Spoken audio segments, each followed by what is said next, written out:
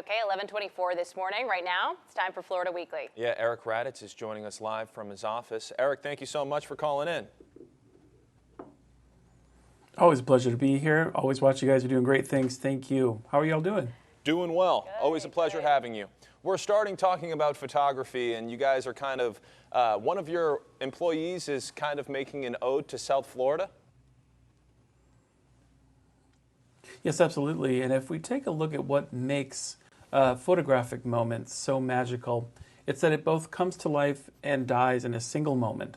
So our staff writer, Evan Williams' Street Photography, offers our readers in this week's edition a glimpse of some of these around Florida.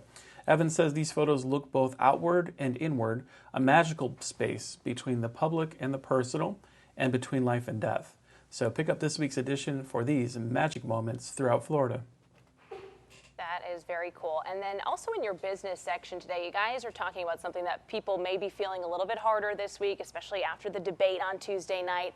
How to not let politics polarize your workplace.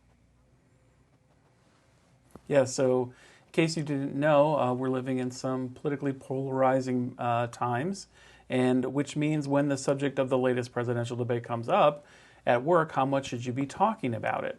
A recent survey actually indicates that nearly a third of workers worry they might lose or be passed over for their job if their political opinions are known. This week we look at how employees and business leaders can manage political expression and discussions in the workplace with tips on how best to work on your workplace talk.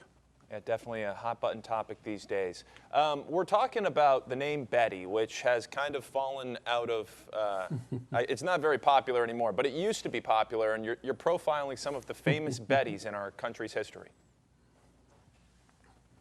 Yeah, you're right, Nate. In fact, in 1928 and 1934, that was a good time for Betty. That name was the second most popular name for girls then. Now, in 2020, it's the 1,128th most popular name.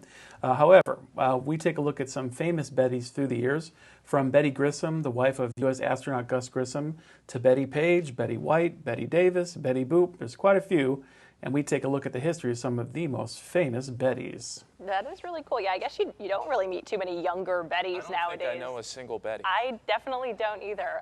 Okay, Eric, tell us what to do this week around town.